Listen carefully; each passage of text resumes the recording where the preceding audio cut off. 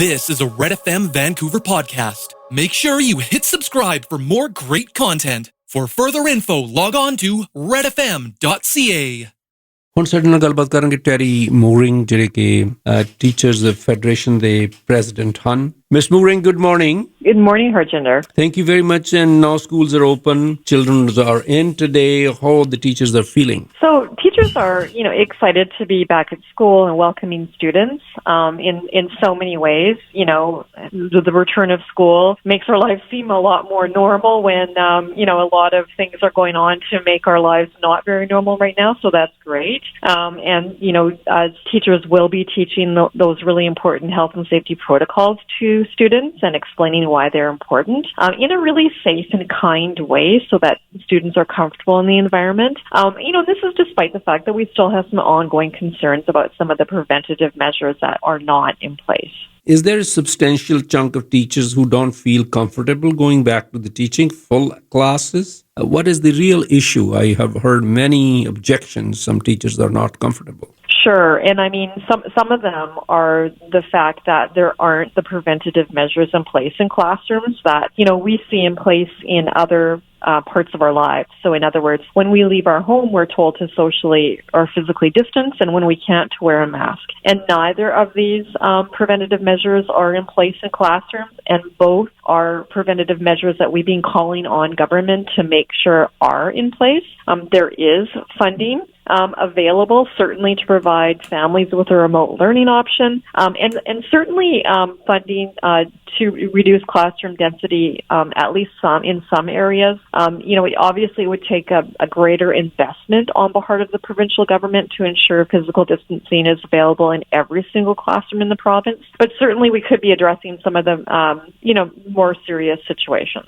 God forbid if there's any kind of outbreak in any school. How do you feel like the information should be public, teachers should be informed, or the public should be informed about it? And I know there, is a lot of conversation about this right now. And ultimately, at the end of the day, the people that need the information to keep themselves safe really do have to have that information.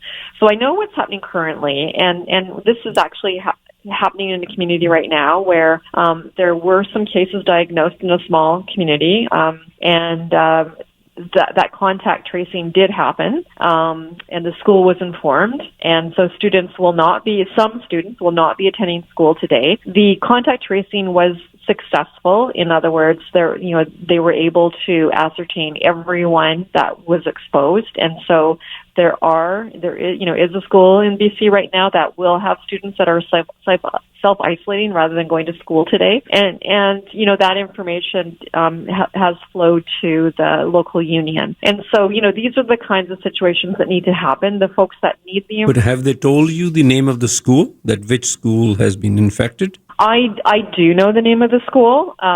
But you've been told not to tell us?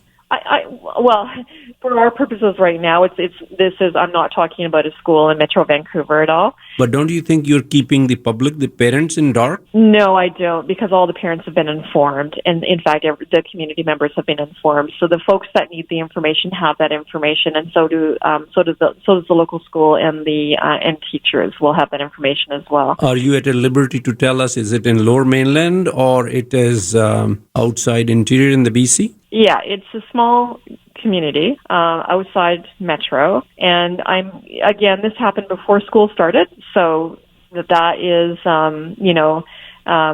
the contact tracing is being done. So what happens in that situation is the local health authority is contacted, and the local health authority does the contact tracing. So the province has invested additional resources in that contact tracing, and that is really important part. Now, contact tracing is one part of it, but what we want to see is preventative measures in place, so that we can all be assured that, when we go to school, that those additional preventative measures are in place. And what we're looking for is reduced classroom density so students can physically distance. That's not the case today. We're hearing from many teachers that have really full classrooms, and in fact, not all classrooms even have desks They have tables, and so there's no ability for students to physically distance even if they wanted to. And the other issue, of course, is that we've been calling on government to put in place a more robust mask policy. What I do expect to happen today is students will be coming to school wearing masks, especially those students who,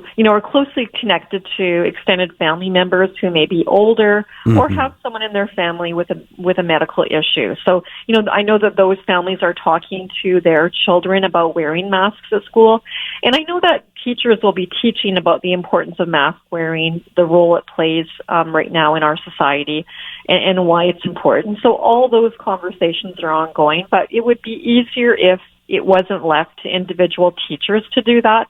There should be more provincial leadership in both of these regards in terms of, making sure that students are able to physically distance in classrooms and ensuring that masks are required, especially for students who are 10 years old and up.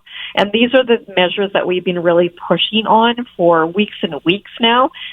There is funding in place.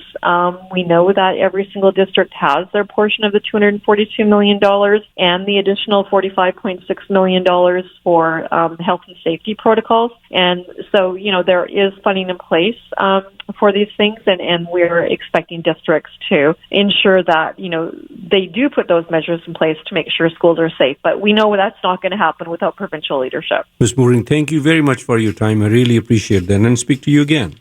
Thank you so much. Thanks. Thank you for listening to another Red FM podcast. Don't forget to hit subscribe and check out our Red FM Canada YouTube channel. For further info, log on to our Red FM social media platforms or visit redfm.ca.